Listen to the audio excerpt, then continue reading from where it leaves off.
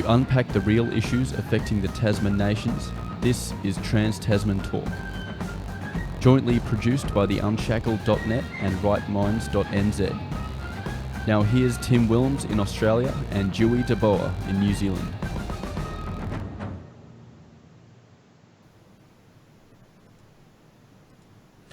Hello and welcome to another week of Trans Tasman Talk. The date is Tuesday the 12th of November 2019.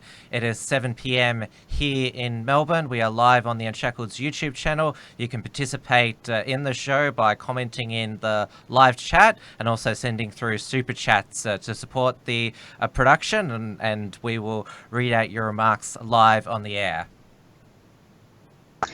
And it is 9 p.m. here in Auckland, and we should be streaming live on the Right Minds channel. I'm just seeing it showing up now. So hopefully we will be seeing some of you in there soon. Yes, I've got it up on my end as well, so just need people to see it. You've got your mods team as it's known. They should be all over this. Yes, they should be. I'm seeing some people coming in now. That's good to see. And it's obviously later in Auckland, but I'm probably feeling more tired than you because it's been a pretty full-on week for me, because I've been at the County Court of Victoria yesterday and today, because I am hearing the appeal trial of Australia's best-known patriot activist, Blair Cottrell. Now, in September 2017, he, Neil Erickson and Christopher Shortis, they were convicted in the Melbourne Magistrates Court under Victoria's Racial and Religious Tolerance Act under Section 25, subsection 2, which says that a person must not, on the grounds of the religious belief or activity of another person or class of persons, knowingly engage in contact with the intention of inciting serious contempt for or revulsion or severe ridicule of that other person or class of persons. Now, this is in relation to a mock beheading video they performed. The United Patriots Front performed outside the Bendigo City Council building when they were protesting the construction of a mosque in October of 2015. The Facebook page released a promotional video where they mock beheaded a dummy, and when they chopped the head off, a whole bunch of red liquid spilled out onto the pavement, and the rest of the video was just promoting the upcoming rally with some highlights of them marching. So they were charged 1 year later in 2016, and then went to trial in 2017, where they were all three of them were found guilty and fined $2,000. Blair Cottrell, he had a conviction recorded against him. This is actually a criminal provision of the Victorian Racial and Religious Tolerance Act 2001, where you can actually go to 6 months in jail, which is it's quite extreme for so-called hate speech. So day 2 of the trial has wrapped up. So the arguments based on the charge and evidence have been heard, and Blair Cottrell was in the witness box today, examined by his counsel and cross-examined by the prosecution, and now it's moving on to the appealing on the grounds that the Racial and Religious Tolerance Act is inconsistent with the Victorian Charter of Human Rights and Responsibilities to 2006, and also Australia's constitutional implied right to a political communication. And so it's been quite interesting to sort of hear the debate going on about whether this Racial and Religious Tolerance Act is a affront to free speech and freedom of political communication, because this is the only time that this Section 25 subsection 2 has been has been used to prosecute anybody. So I'll be interested to see what the outcome is. I will continue to observe. I'm making ferocious notes and also documenting the proceedings on video, and I'll have basically a diary vlog by the end of the week, which hopefully will get a result, and which I'll air on my Friday night Wilms Front program. Very good. It sounds like a very fascinating process and trial. How long did the proceedings run for today? Well, it was a full day. So yesterday sort of 9 to 5. 10:30 a.m. until about 4:30. So okay, yeah, that's a pretty decent amount of time. Yes. Oh, well, that's just obviously a little lunch break in between, but that's just the court in session. There's obviously heaps going on behind the scenes. But I will say this: observing a trial, it's nothing like the movies or TV with the flamboyant counsel. It's very procedural, going over various precedents, and yes, it's all very technical. So definitely not like the movies. So it's obviously it's important to cover this case given the free speech implications, but it's also just been good to observe how our legal system actually operates. That's very fascinating. We have had the only reference we had to a religious libel in New Zealand law was removed by Andrew Little earlier this year. And it was sort of heralded as a win for free speech, that we get more there would be more religious sort of equality in New Zealand, except that the law itself had only been prosecuted once, and it needed the approval of the Attorney General to be used. And I commented at the time that we would just be seeing the removal of one religious discrimination law in favor of another. And it seems like in Australia you've sort of moved straight past that, where the law that would have been written for Christianity would have been, and not really applied to religious libel against Christianity, is now already being applied to Islam. Well, this Racial and Religious Tolerance Act, the other high-profile, I wouldn't say, I would say case. A person who was charged under this act was Pastor Danny Nyalia of the Catch the Fire ministries. He also founded the Rise Up Australia political party and movement. This was during the 2000s. He delivered a sermon where he said that Islam was a naturally violent religion. He was charged under a different section of the Act, Section 8, and that ended up, it started off at VCAT and went through the courts for a number of years. They eventually won Danny Nyalia and his Rise Up Australia supporters, but not before they spent a lot of money and a lot of time. This is the other thing. Legal processes are very slow, and they cost a lot of money. They also cost taxpayers a lot of money as well. A lot of money, yeah. Yes. Yeah. And I would, with regards to the pastor that was prosecuted, I would expect the denouncements of Islam to be fairly a common occurrence from Christian pulpits. But I would actually be interested to read up a little bit more about the case. I'll ask you for a link later. I find that quite interesting to see how that was used, and the fact that this law seems to be exclusively applied to Islam in Australia. That's probably quite worrying.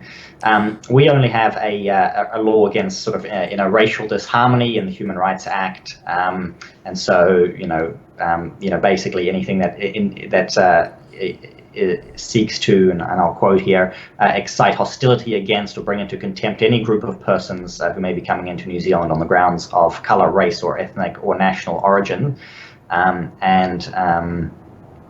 That is the closest that we have, and I'm not actually aware of any prosecutions, specifically under that racial disharmony. And in fact, the man who left a pig's head outside a mosque, his name temporarily escapes me. He's now been in prison for something else. He, I don't even believe he was prosecuted under the, sort of racial disharmony clause for doing something that I think is far worse than what Blair Cottrell has done. This guy actually left a pig's head outside a mosque, and he had a fine of, it was just several $100s at the time. I don't have the story open, but he did get a fine, a very small one, and no criminal conviction or anything along those lines. Well, it's not just the mock beheading, it's the uploading to Facebook with all the editing and graphics and that. So it's... Probably the popularity helps. I'm thinking this guy did the same thing, but the video would not have been very widely distributed, being, a relatively unknown person. Yeah, I mean, Blair's been in the public eye now for 4 years now, and while he was on Facebook and other social media, gained the United Patriots Front Facebook page before it was deleted, had 120,000 likes. He's now been pretty much completely deplatformed from all mainstream social media, and of course, social media and the mainstream media, they won't have him on anymore after the Sky News Adam Giles interview, where Blair didn't say anything controversial at all, was quite reasonable, but that was abhorrent that Sky News and Adam Giles conducted that interview. But it was apparently okay last week for Mona Ethaway to say how many rapists do we have to kill, and Frank Kelly to say them fighting words and say, oh, you're saying that you're you're advocating for violence, but we'll get into that later. I believe we will get into that. And I'm just providing I think I'll have a different take to you on that too, so I'm looking forward to it. I've just been told it was Phil Arps, who I was talking about. His name was Philip Arps, and he has been imprisoned for sharing the Christchurch mosque shooting video.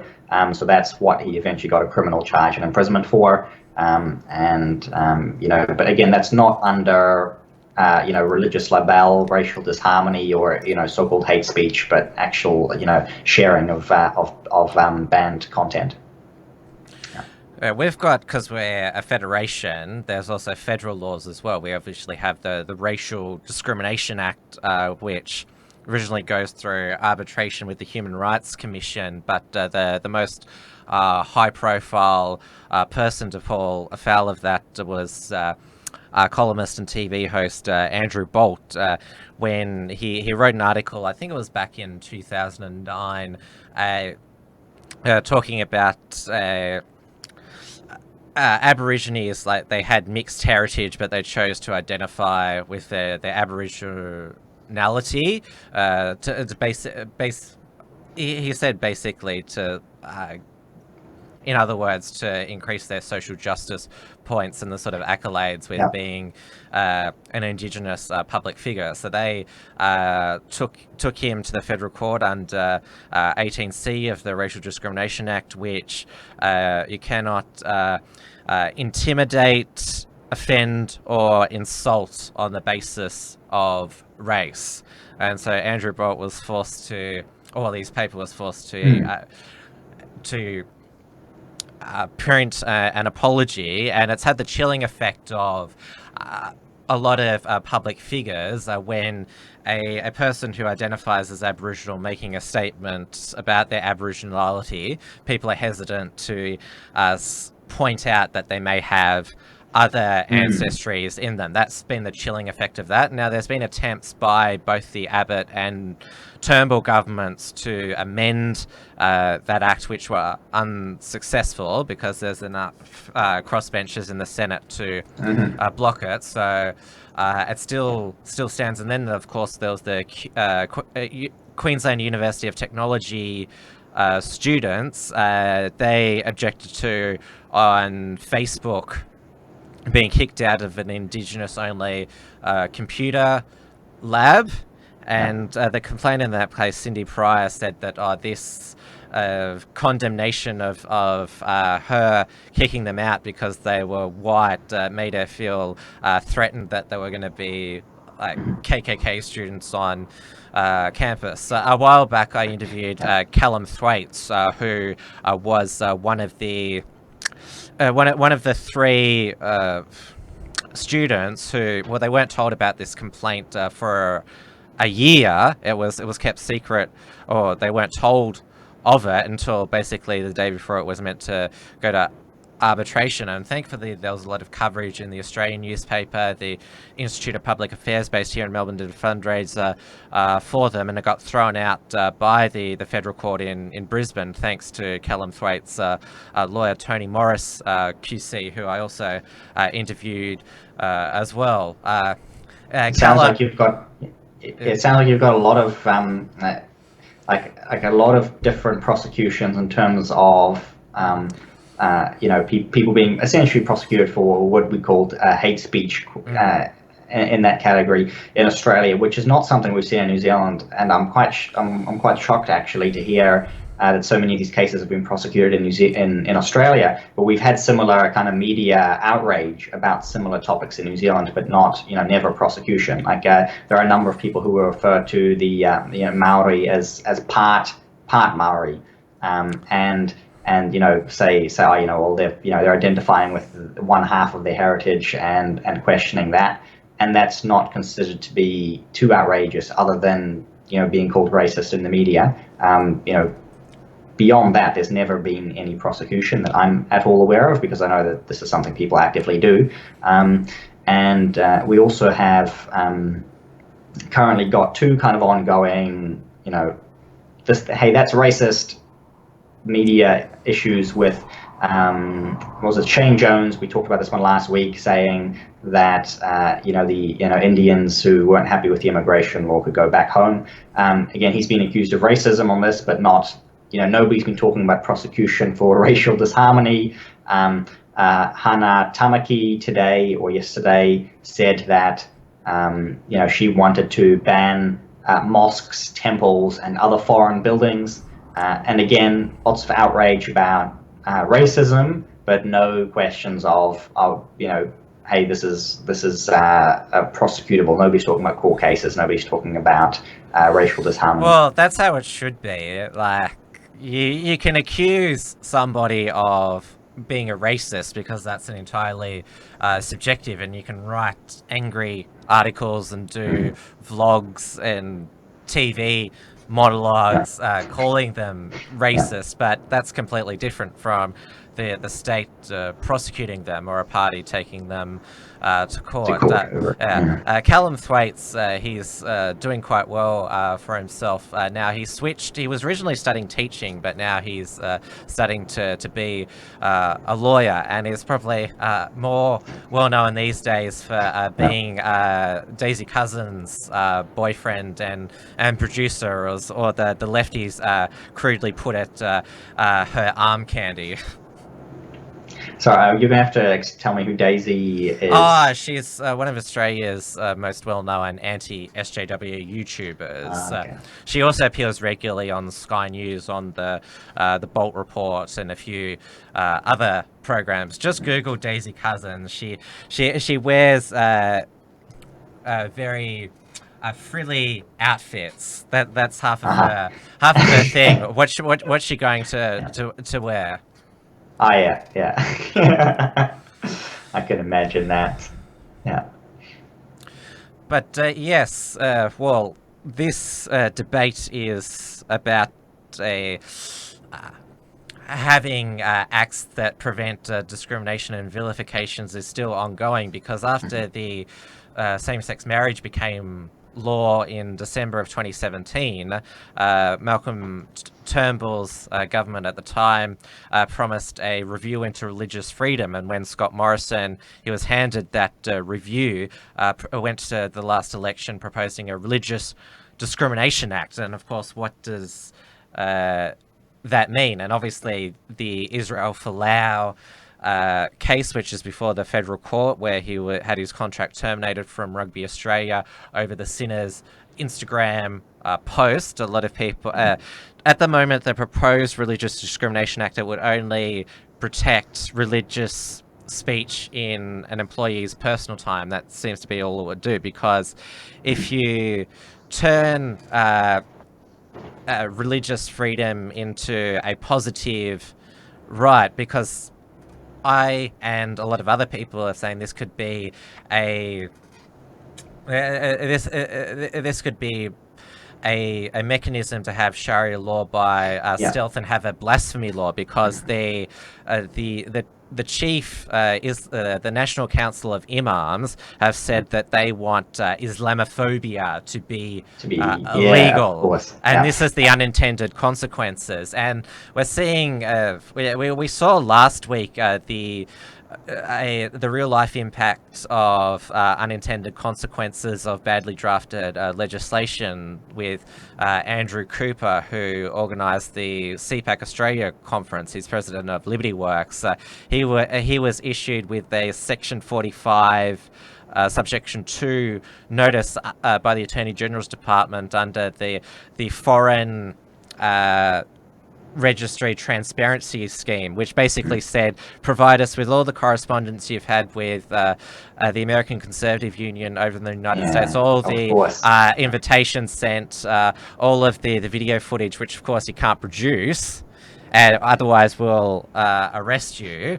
But the thing is, because James Patterson, one of the Liberal senators on the Bolt report last week, called this section a draconian one, but the thing is that legislation was passed with the ability of a bureaucrat to send a draconian notice. This is the only one that's been issued. It hasn't been issued to associates or those wingers.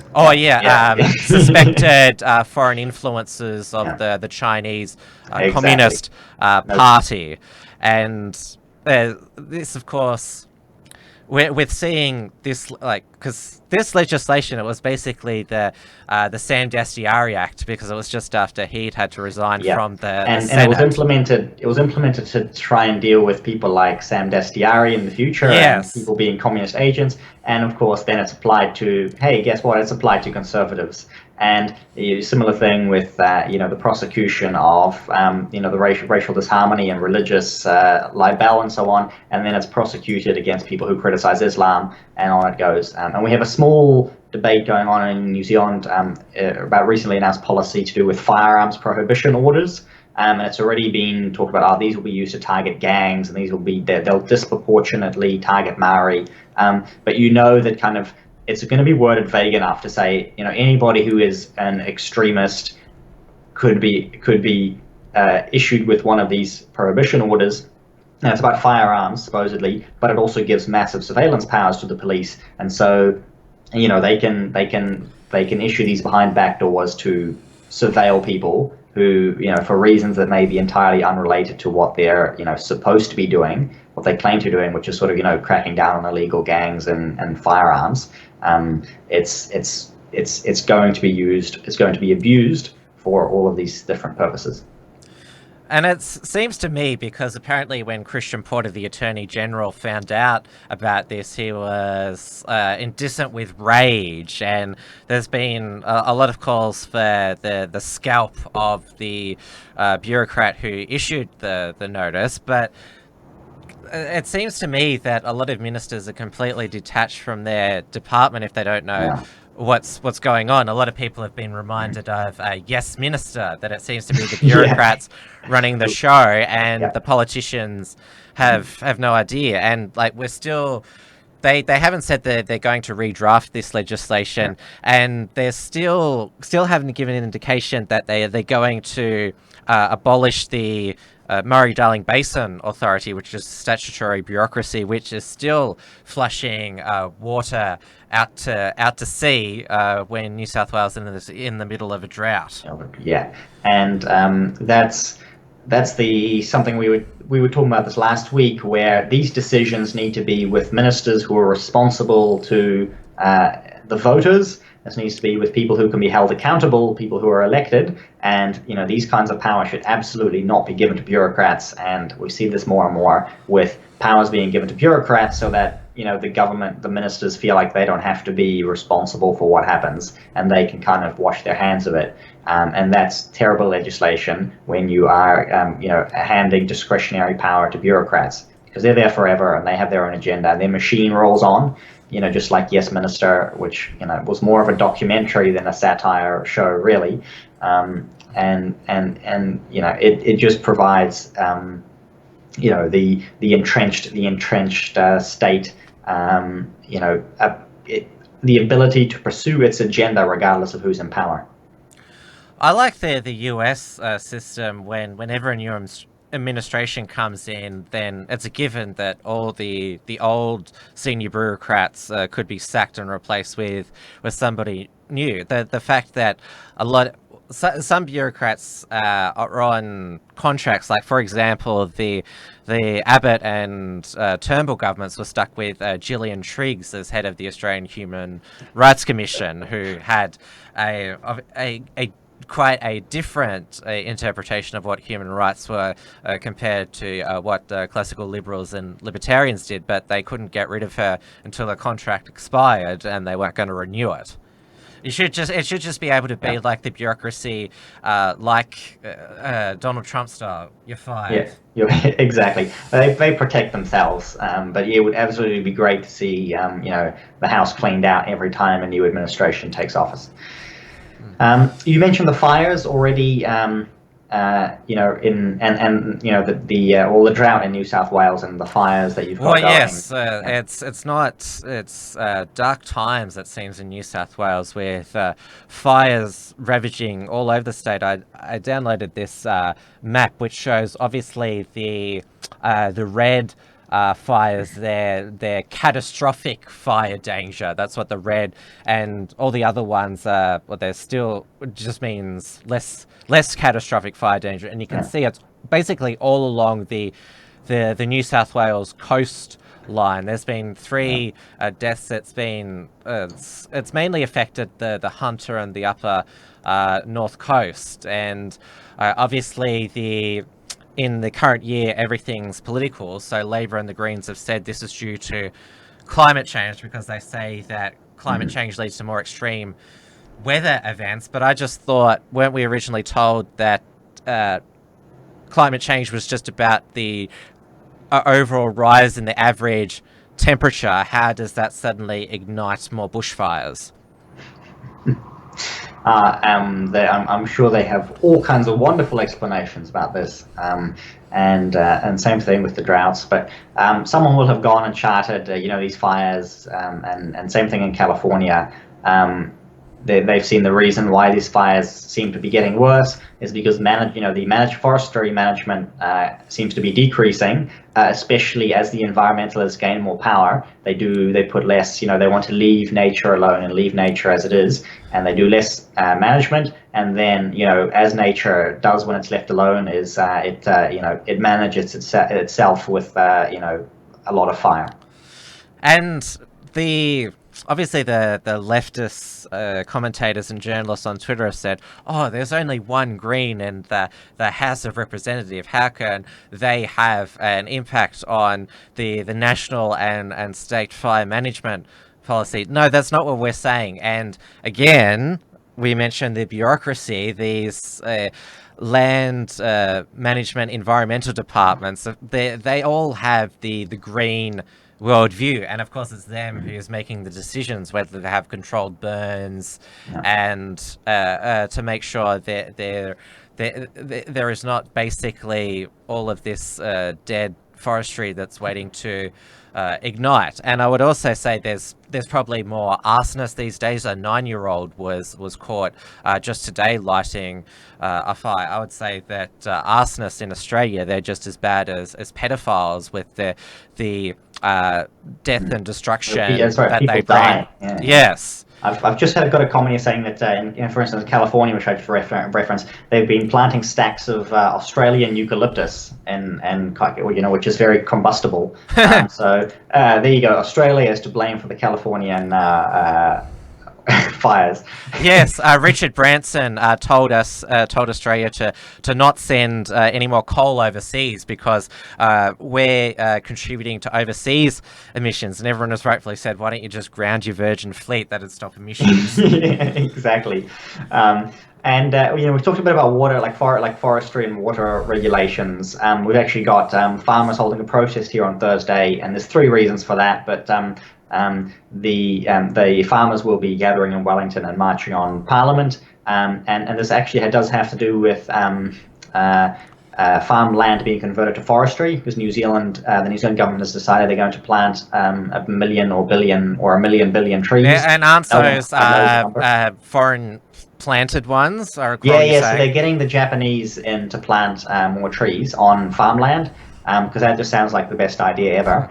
And so the farmers are not happy with that, and it's just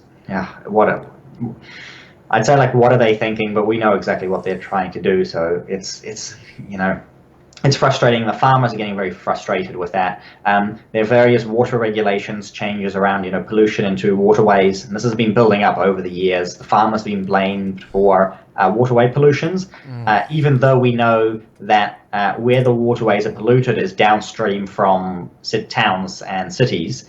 And not downstream from the farms. They actually are responsible for very little pollution. Most of it are local councils that simply don't do proper waste management.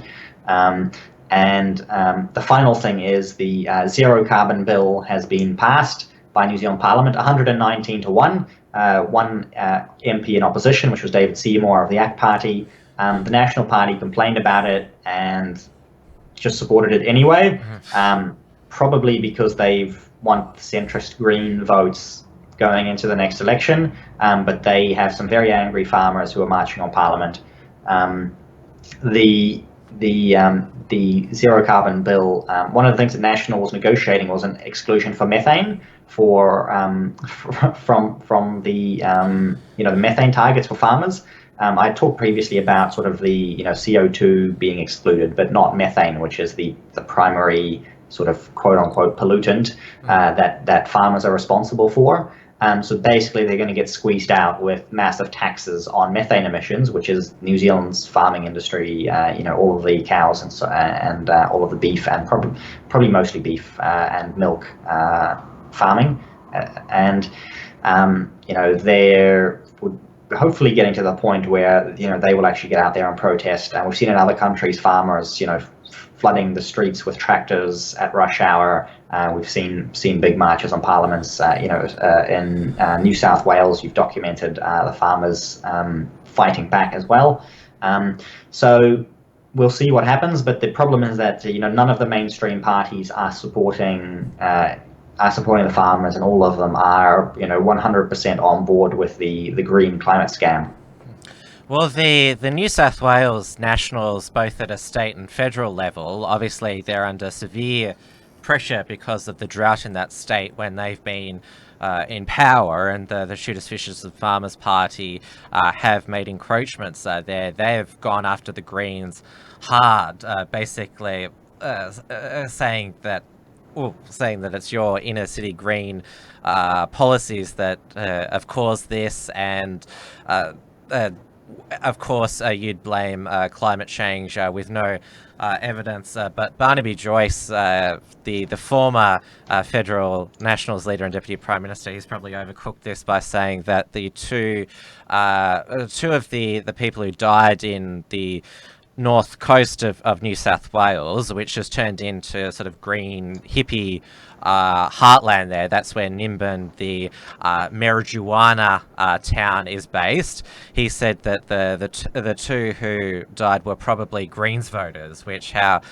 could he know that? He was basically implying a lot of people are saying that, what does it matter? They've just died.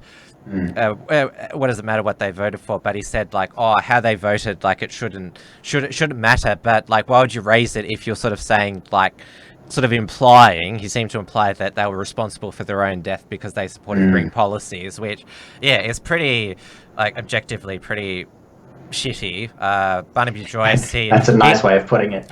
Yes, he's a lot of people think that he's got relevancy deprivation syndrome because he says a lot of things which objectively both left and right media say, why the hell have you said this? This is basically putting your foot in it. There has been quiet revolt in the National Party against the federal leader Michael McCormack and the deputy Bridget McKenzie, but basically they're all to blame all of the National Party, whether they come from Victoria, New South Wales, or Queensland. It seems the Queensland National Party, they seem to think that they're the real country nationals. I've got just loading up one more story here to wrap up this topic. Is that Jacinda has announced that well, not Jacinda, but the Research, Science and Innovation Minister and Megan Woods announced that the government is putting $26 million into a mission with the United States to launch a methane tracking satellite. So I've been able to make some good jokes about the New Zealand government now, building a spy satellite to track the farting cows, and they'll be able to enforce their methane targets that they're putting on the farmers as well. The goal supposedly is for tracking the oil and gas industry and so on. We'll see what comes out of it. But the New Zealand government has plenty of spare money to put into satellites to track cow farts, and we will see where that leads.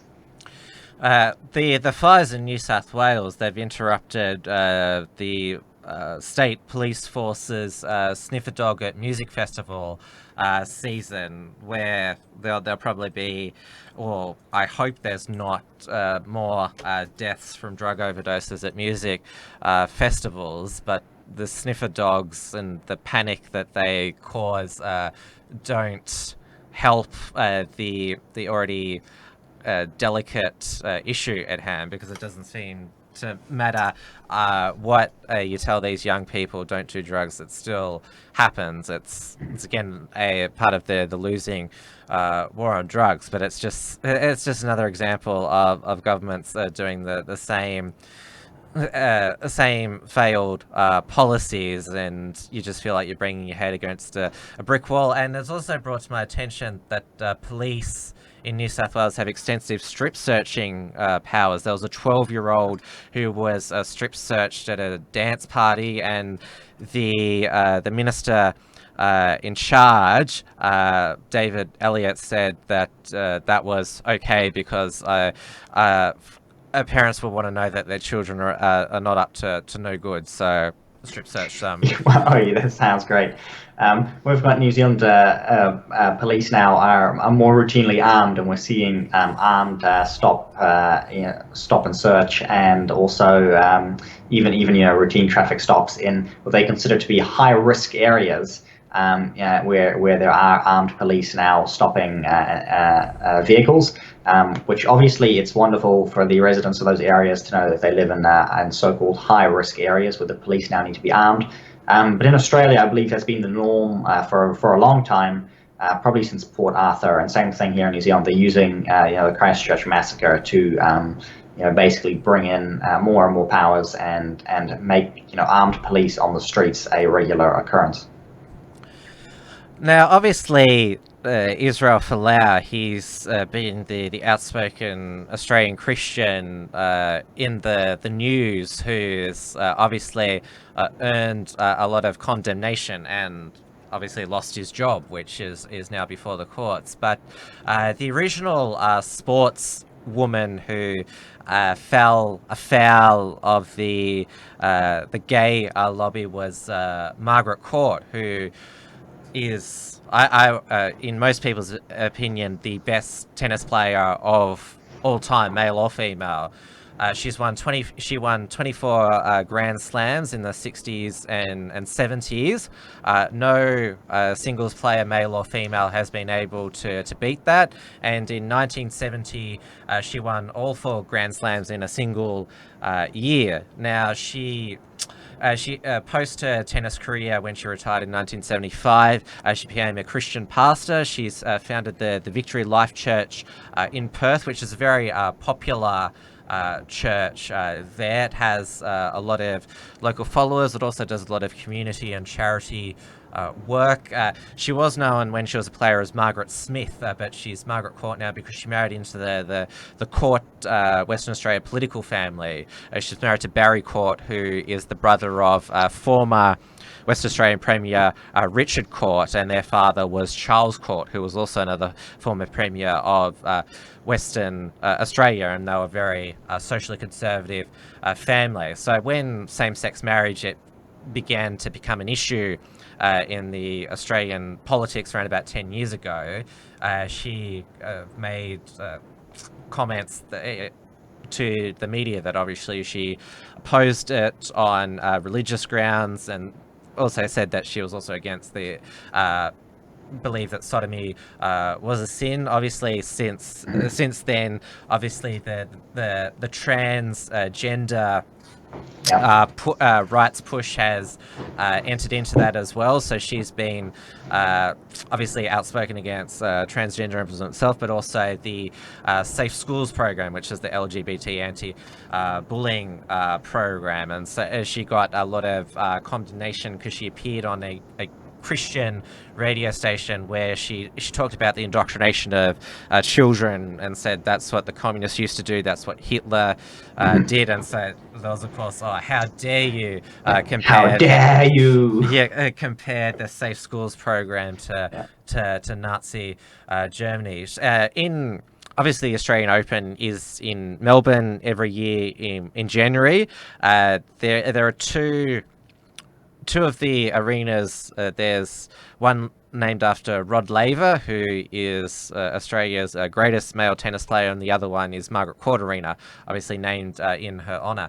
And they celebrated last year Rod Laver's career achievements, and this year, January 2020, Australian Open, is going to be the 50th anniversary of her winning all 4 Grand Slams in a single year. And so she's challenged Tennis Australia to celebrate her achievements in the same way you did Rod Laver. They've said they will recognise Tennis Australia but not celebrate, not in the same manner as. And we had one of the local alleged comedians say Lawrence Mooney, who he's known as the unofficial Malcolm Turnbull, he said that Court's attitude towards gay people had no place in society. If you're homophobic, there's no space for you in public life. Discriminating about sexuality is a crime, so it is legislated against. I'm not sure what he's referring to.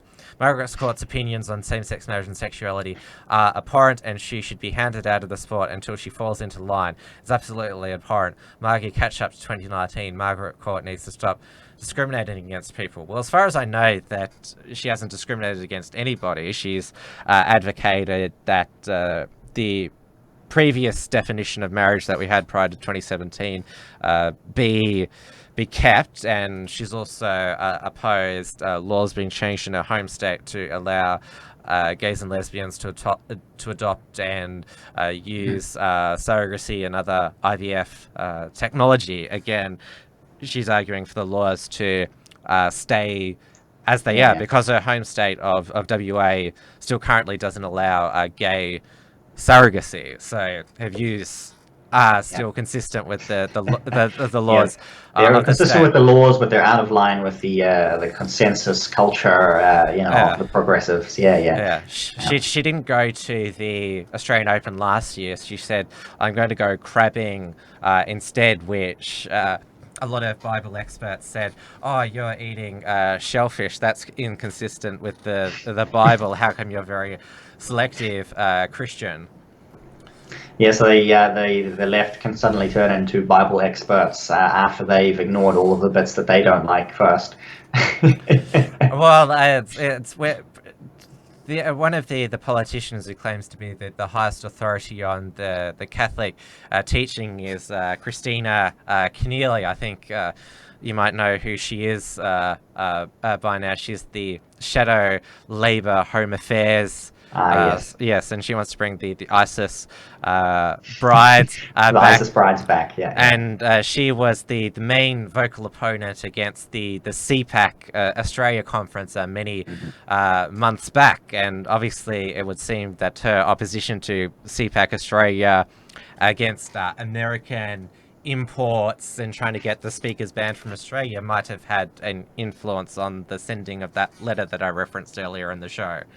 So but she's a Catholic, and all her children went to Catholic schools, and so she's she says that she's very Catholic literate. She told off a local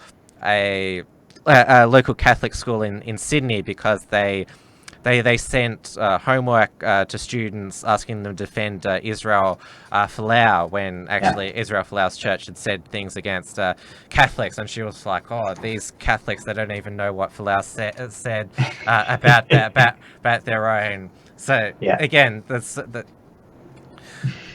that gives you an idea of sort of when the sort of biblical or Catholicism experts come out. Come out of the woodwork, yes. But it's interesting to see they sort of oppose, Margaret Court and others saying, oh, they're all, they're sort of old, their time has passed. But we mentioned, Nick Fuentes briefly last week. And I've been following a little bit of that, and I've noticed as well more and more, especially in in America, but even in New Zealand, you've got a lot more young Christian men who are embracing the traditional and common and historical understanding of the Christian faith, both in Protestantism and Catholicism and Orthodoxy, and you're seeing a growing movement of traditional values, views of morality, and conservative politics and true social conservatism increasing. That's what I'm seeing, and we're seeing that in many places. The trad cons, someone's mentioned that in the chat, and that's increasing. And these people have been going after conservative ink in America. We don't have any of those in New Zealand and Australia. We're lucky to have us. But so the left is thinking they're on the cusp of victory, and instead they've got they've got a movement of the young people on the right in their early 20s, coming back stronger than ever. Yes. I'll have a whole lot more to say to that on tomorrow night's Wilms Front, because it's since you and I both spoke, there's been massive the Groper War, their victories have continued to mount. Obviously, they attracted the attention of Ben Shapiro last Thursday night, and of course, they had Donald Trump Jr. triggered at his book launch, and they shut down the Q&A. Yeah, they've Charlie Kirk is on the run. Yeah. They're still they're basically Charlie Kirk and Ben Shapiro. They're back to being the musicians on the Titanic while it's sinking, just playing the music, saying, "Look at this dumb thing that Bernie Sanders and Elizabeth Warren said." Like, "Oh, what?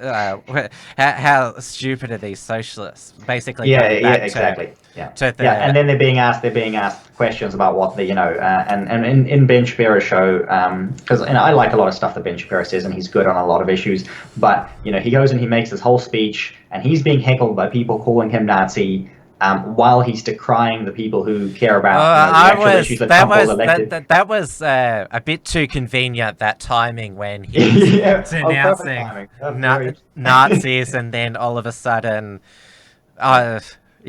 it looked a little too cute. People calling him, he's got the regular people calling him Nazis, while he's calling these other people who he disagrees with Nazis, and that's just because he's a never Trumper. Right? He's the never Trumper who's calling the people who have been supporting Trump and who want to build the wall, who want to stop mass immigration, who want to put America first, and he's calling them, saying, "Oh, they're fake Trump supporters." He's the Orthodox Jew who's calling these people fake Christians because they believe in traditional morality, and they shouldn't even call it traditional morality, but basically people who believe the Bible. He's going out and saying, oh, they're fake and so on.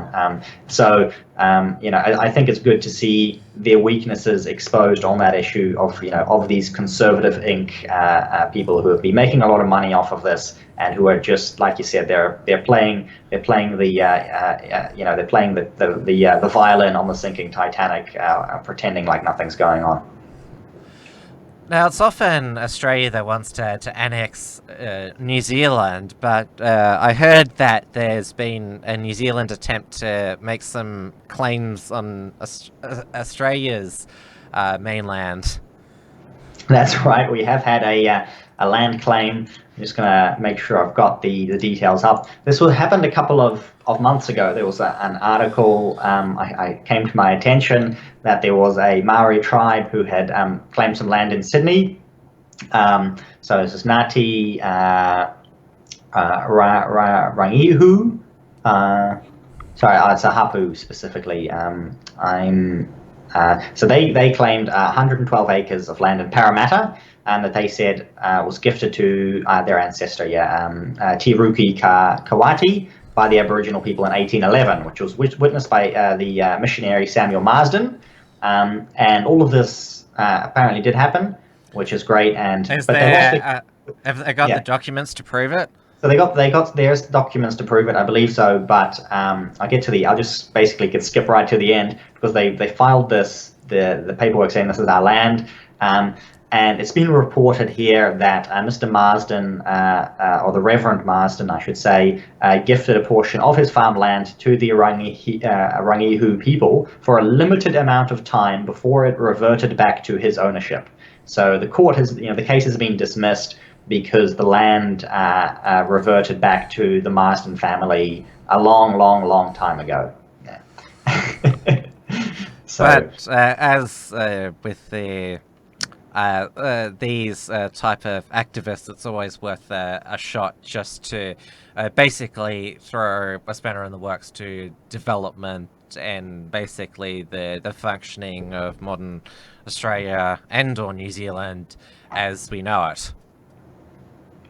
Yeah, that's that's pretty much the goal. So you good. I mean, rational decision by the courts here. And in New Zealand, we have a formal process for these claims that are mostly wrapping up. But I've talked I'm not sure if we've talked on a past show, but I'll quickly mention it. We do have an ongoing case where there's a protest on land down the road from me, Imahato, and they. That would be outside the legal process because it's privately owned land, and you can't put a claim on privately owned land. But you can only claim land that the government still owns if it was confiscated. And so there is the attempt to basically make the system fall apart by putting claims on privately owned land, which they would love. But so far that's thankfully been resisted. There will likely be further developments on that down the line. But it's stable for now. Well, on that point, there's in Australia another Aboriginal tragedy which has been politicised. There was an Aboriginal man shot dead by police in Alice Springs, and Jacinta Price, who you well know, she has posted on Facebook that it was her cousin's son who was shot and killed by the police, and she said that obviously the family have obviously expressed their angst and anger to the police.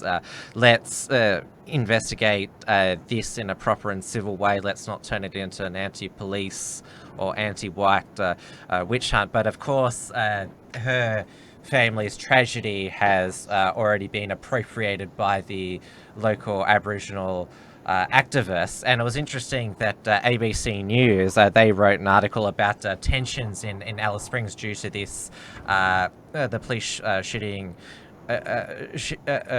lethally shooting this Aboriginal man. I checked this article on Monday. They did not mention that he was related to Jacinta Price at all, even though she'd put on the record on Facebook that it was her cousin, which I thought was interesting. If it doesn't quite fit the narrative, if they can't use it, then that information is excluded. That's tragic, and I think in these cases, it's always good to get some more information, because it can go both ways. You have genuine cases of police brutality and police shooting first and asking questions later, and you also have issues where there are massive protests and outcry, and we get footage and transcripts later down the line, and it turns out to be that the police were indeed in the right. A police officer in Alice Springs, he had to go to hospital due to injuries because of the confrontation, which ended with the lethal force. He was discharged the next day. So a police officer was injured, and given that this type of tragedy has occurred in the past, I would say that whether they're Northern Territory police or Western Australia police, that the last thing these officers want to do is to shoot lethally a person of Aboriginal heritage and go through a coronial inquest and having all of that hanging on their shoulder, not just the person who pulled the trigger, but all the other related police departments. That would be extremely distressing on the whole police force, I would say. Mm-hmm. Yeah, that's right. It's unlikely. It's unlikely to probably less likely to be malicious, and in this case, the circumstances that we're aware of seems like this probably people should not rush to blame the police on these issues, and just wait for some evidence to see if the police were wrong. As I mentioned last week, though, the big outrage from Victoria Police was the police officer who did the OK sign. Oh, yeah. We haven't heard anything more about that internal investigation, because the Victoria Police said the footage is inconclusive, that where they that he was doing it as an OK sign. But it was interesting. I was in Coles just the other night, one of our major supermarkets, and their celebrity chef is Curtis. I don't know his last name, but he's just known as Curtis. He was promoting fresh food, fresh fruit and vegetables, and he was doing this. So I can't believe that nobody's complained to Coles head office that this is giving them anxiety, that their national spokesman is doing this. Is this at all Coles supermarkets? Because the Coles supermarket I was at, it was in a predominantly white area. Is this some sort of dog whistle to the predominantly white customers? Do they have this picture in Coles where there's a more multicultural customers? You're starting to sound an awful lot like certain set of Q&A panelists there, Tim. Well, somebody was able to take a screenshot of the most controversial panelist, Mona Ethway, where they did take a screenshot where she was like this, and it reminded me last week when we played Jacinda Ardern's 2 years in 2 minutes. She was very careful not to do the OK sign. It is. Yeah. It's very difficult it seems, for these. They've got to be subconsciously make sure under no circumstances, because Q&A, the panel, like you can see pan out like they're like half their bodies and their hand movements. I keep my hands below the camera. So who knows what sort of offensive signs you're making underneath. So the controversy around this Q&A session that we're talking about, that we referenced earlier, have to do around, I think the main statement from Mona Ethway was that rapists basically need to be killed, right? That was just how many rapists do we need to kill? Like, how many white men rapists do we need to kill, right? That was basically... That's what she said on the program, but in her book, she proposes killing men in general, up to 1 million, just based on just to fight the patriarchy. So she talks about rapists on the Q&A episode, and the Q&A producers, because it's the producers who booked her to be on the show, they would have obviously read her book and know that she said this in a chapter on violence. So although she didn't say it on the show, the quote is easily available from her book. Is this the because I've got a friend, probably a mutual friend of ours, who has read a book from Mona, the Headscarves, and that was a previous book. It was a previous book, so this is, I'm guessing, is the new book. Yeah. So because she's previously written a book about how the Middle East needs a sexual revolution, and she wrote about the various atrocities committed against women, in the Islamic world. She details. Harassment. This is the exact quote. How many men do you think must be killed before patriarchy begins to be dismantled? That's the actual quote. Yeah. But I'll let you continue from a previous book where she seems to have gone a little bit off the rails in that book. I'm saying, but talking about systematically killing men. Because in this book, she a previous book about where she talks about Islam, she describes how FGM is carried out. She talks about harassment. Which are all legitimate. That's all legitimate. In Egypt and Saudi Arabia and so on. And she sees all of this. She documents all of this. And then, she comes into the West and says, like, white men are worse. Like, that seems to be where she loses the plot. Because there are rapists in the West, and I would agree with her that we should kill rapists. I could agree with that. I disagree. I think she's wrong. She says she opposes the death penalty and just wants to kill rapists. Probably vigilante style. Like, I'm all for self-defense if she wants to advocate that women should have the right to self-defense and owning firearms for self-defense. That we should reinstitute the death penalty to execute rapists. I'm on board with that. But if she wants to go out and systematically kill men, then she's delegitimizing all of her other positions, which I think are like a lot of this other stuff that I've read about her and from her, and I listened to some of these clips, and she's not really that wrong, except for if she wants to kill white men for no reason. Well, to give her the extreme benefit of the doubt, if she's talking about white men who are neoconservative policy makers and implementers who prop up regimes like the ones in Saudi Arabia and other Gulf states which practice Islamic Sharia law, then yes, those white men do bear some responsibility for what's happening in the Islamic world, because if the US didn't give Saudi Arabia all of this foreign weaponry and that, which they use against, like, for example, the Yemeni people, so yes, she is correct that some white men in the West are responsible for the oppression of women and girls in the Islamic world. And for the record, I oppose these neoconservatives propping up and using our militaries to prop up these barbaric Middle Eastern regimes. I agree with that as well. And we set off a bit of a debate in the Right Minds chat about, when I mentioned Nick Fuentes and the Groypers, and that is one of their issues, foreign aid. A couple of these people have focused more so on Israel. They should focus on Saudi Arabia as well. And they should focus on Saudi Arabia, yeah. And I have seen commentary from a lot of them saying, stop asking questions about Israel because it looks like it looks like it becomes a... You're just all about the Jews. It's all about, and that, and I think that is a valid criticism for people, but this is not on the level that Ben Shapiro. Ben Shapiro is basically writing them off because he's saying, oh well, they're criticizing Israel, so they hate Ask Jews. Ben Shapiro about Saudi Arabia. Yeah, exactly. Has he?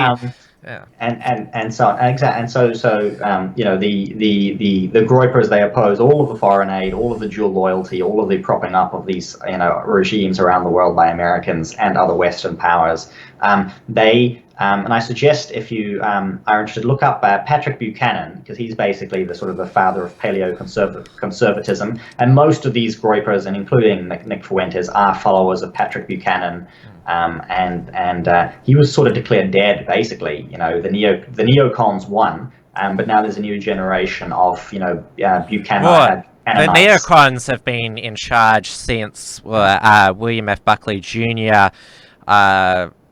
Managed to basically smear the John Birch Society as conspiracy theorists, and his National Review and firing line program triumphed, and they were obviously in Reagan's ear and every Republican president since him.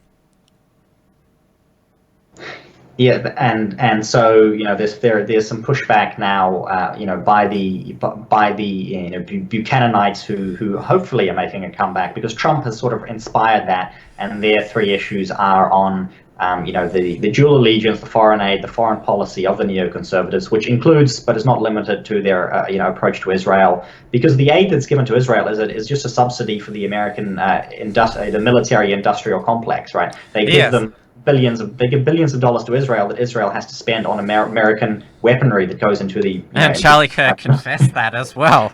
Exactly, and so on. So same thing for the Saudis, the Egyptians, and on and on and on. The Ukraine $500 million. That's where the Trump impeachment is coming in. Yes, which the whistleblower, he who shall not be named, if you say his name on Facebook and YouTube, then you'll be in the social media jail. So I guess that we should just refer to him as Voldemort. Okay. Voldemort. Yeah, because a lot of people would say that this whistleblower is having a Voldemort-type influence on U.S. politics, basically acting on the behalf of the deep state. I guess that makes them the Death Eaters. I like you. I'm liking your comparisons here. It's very good. And I can quickly chuck in the other two issues that they're having is, of course, the immigration and demographic replacement, which the paleoconservatives have been talking about since well before Buchanan even. And the issue that they keep raising is the vast majority of Latinos who are coming in, like 70 to 80% of them are voting Democrat consistently. Why do these neoconservatives and people like Ben Shapiro, who are good on like very many other issues, people like Charlie Kirk, who are good on very many other issues, why do they keep supporting bringing in large numbers of people? Why do they oppose Trump on the wall?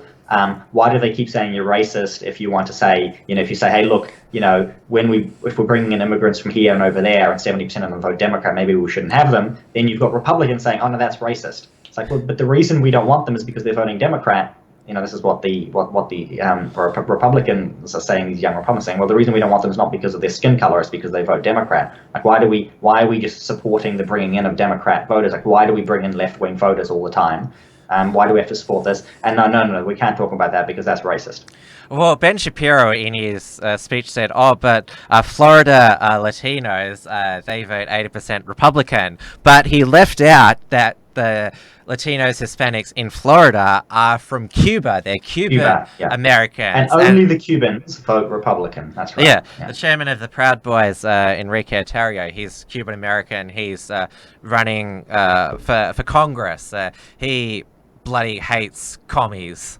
Yeah, they all do. Sure. Like they full on celebrated Fidel Castro's death, and they're the biggest supporters of Republican governors and senators. Marco Rubio is a Cuban American as well. senator. Yeah. And same thing, the Filipinos. Michelle Malkin, for those of you who have heard of her, she's been supporting, America First and Nick Fuentes and the whole group of other people who are with them. And she's Filipino as well. So people are saying, they're just racist and they hate X, Y, Z. That's a load of garbage. And a lot of it is based on, like, he's got over 1,000 hours of video, and they've got he said a couple of bad things. But not systematically so. They could pick up like one or two things, but not not that he's been harping on about controversial stuff. Because he injects a whole lot of humor, because it's a satire comedy show as well. In his Shapiro response, it was well noted that he brought out a toy knife and put a toy gun to his head as well. Yeah, exactly, and that's because he does the clown world clown show thing.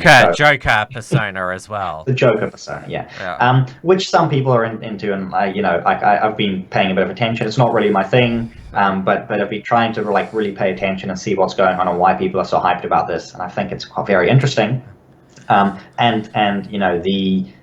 these conservatives who I like, because I do like I've really enjoyed Ben Shapiro's content, but I'm also glad to see that people are putting a little bit of fire to their feet on the issues where they are hypocrites.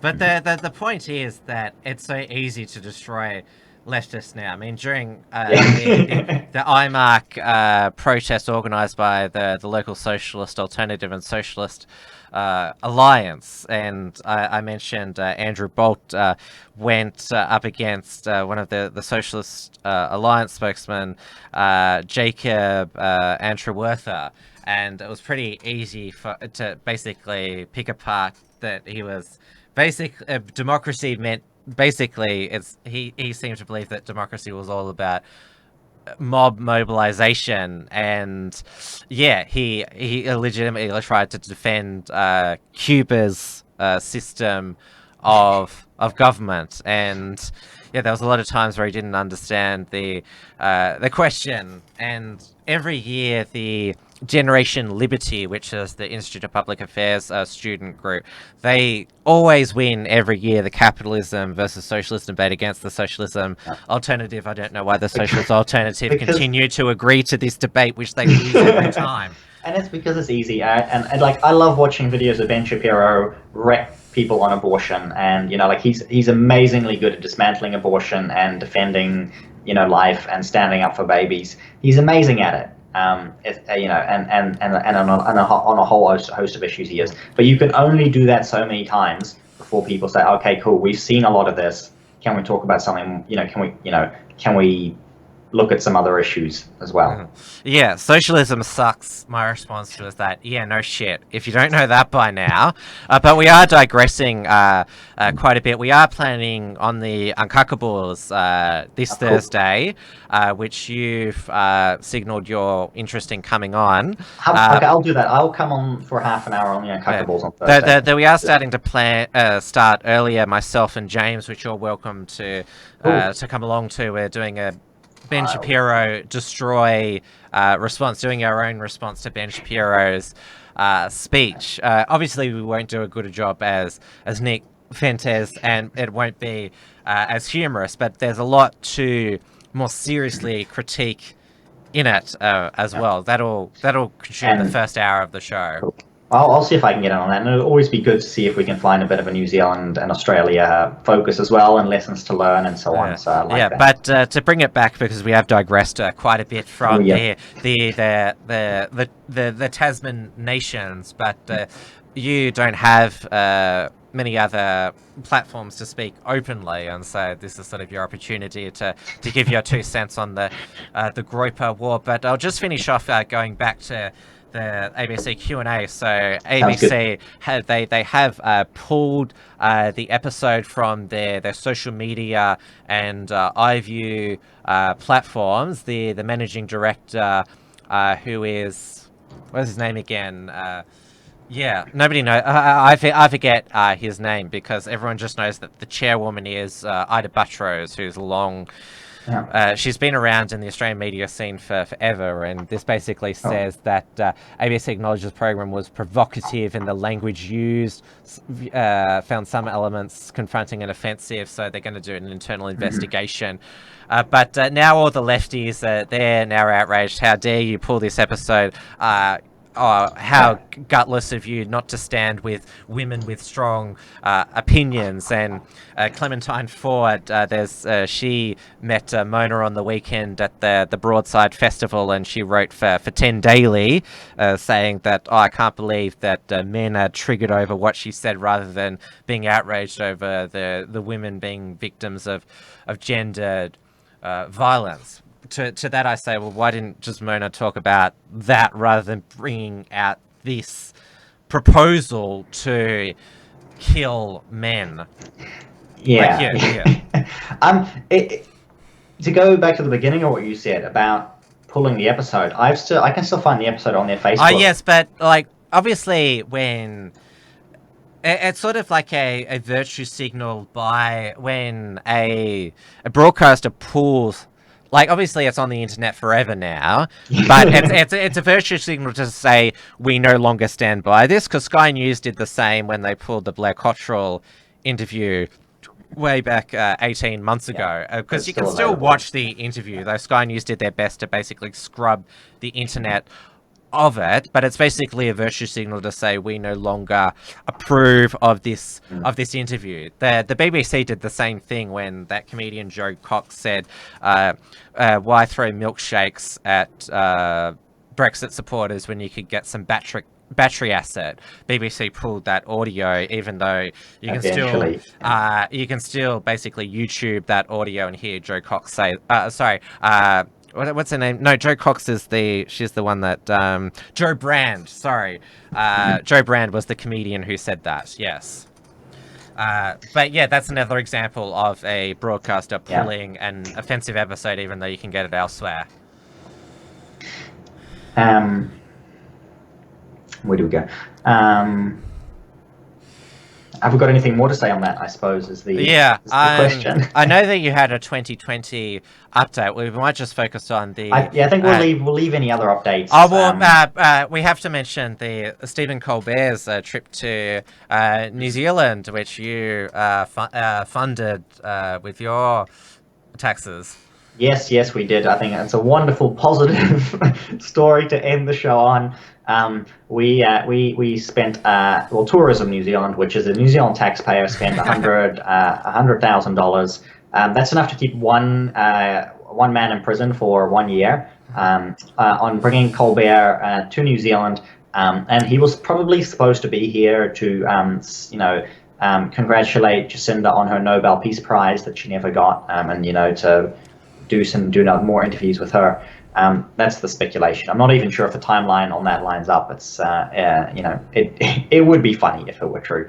But they've defended this. Tourism New Zealand has defended this because they expect a $5 million return on him promoting New Zealand to his left-wing audience in Australia. So they expect to get $5 million worth of fleeing billionaires and left-wing tourists to come and descend on New Zealand and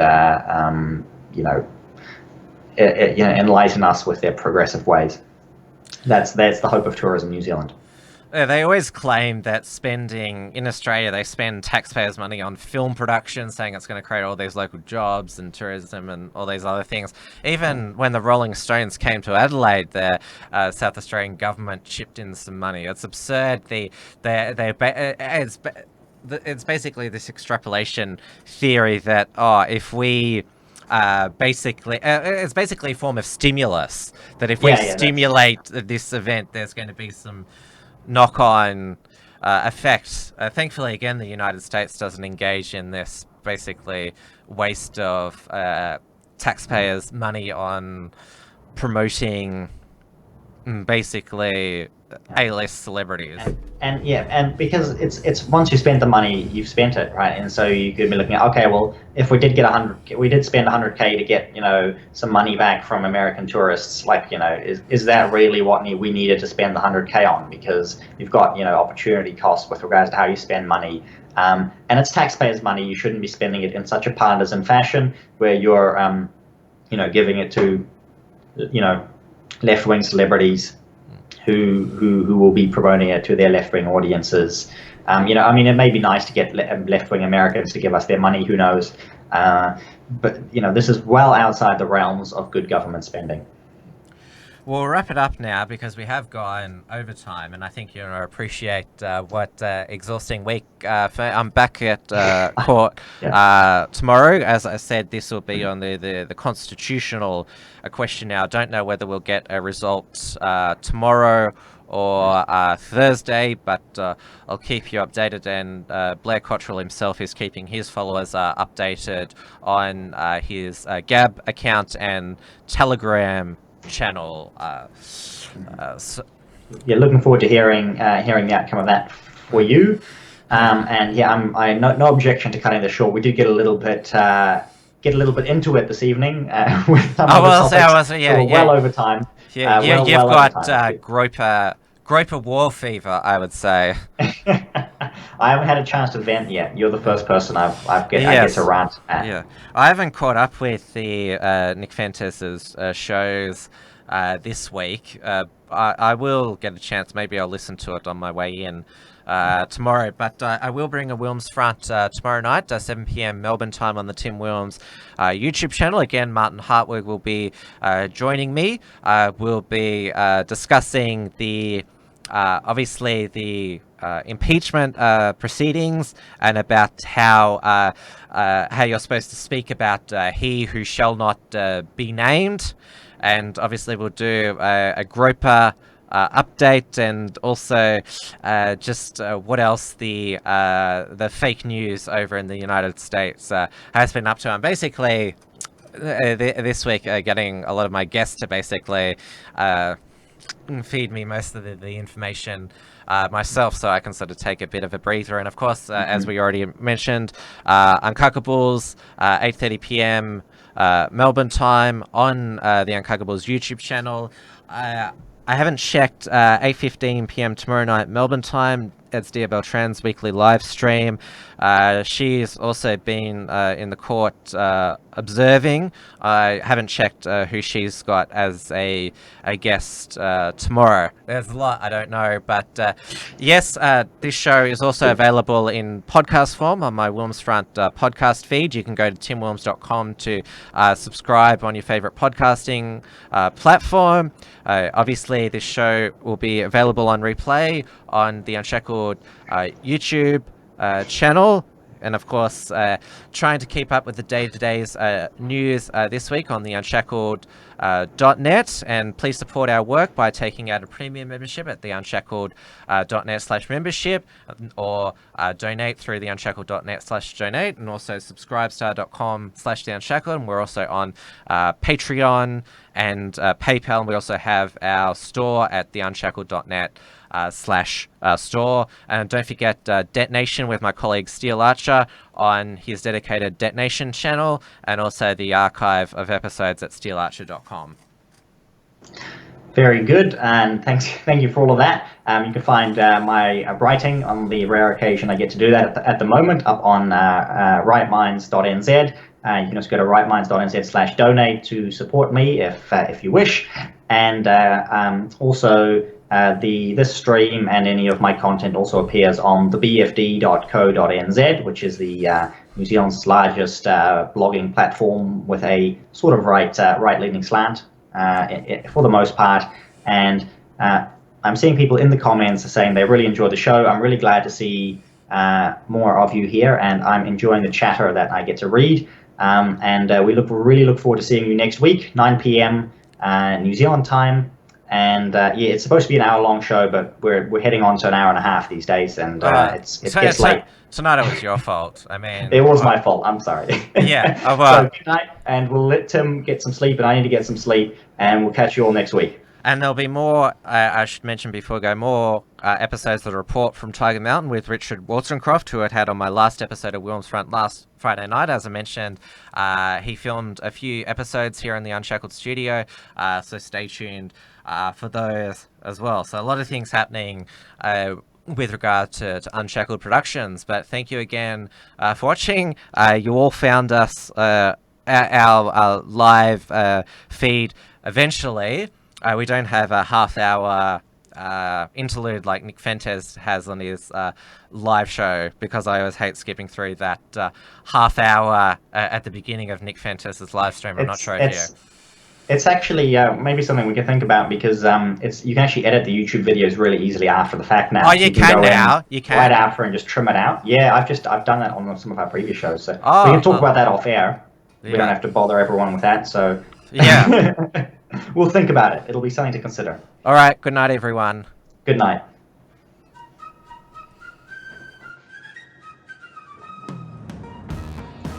Thanks for tuning in to this week's edition of Trans Tasman Talk. To keep up with the latest real news and analysis from the Tasman nations, visit the unshackled.net and rightminds.nz.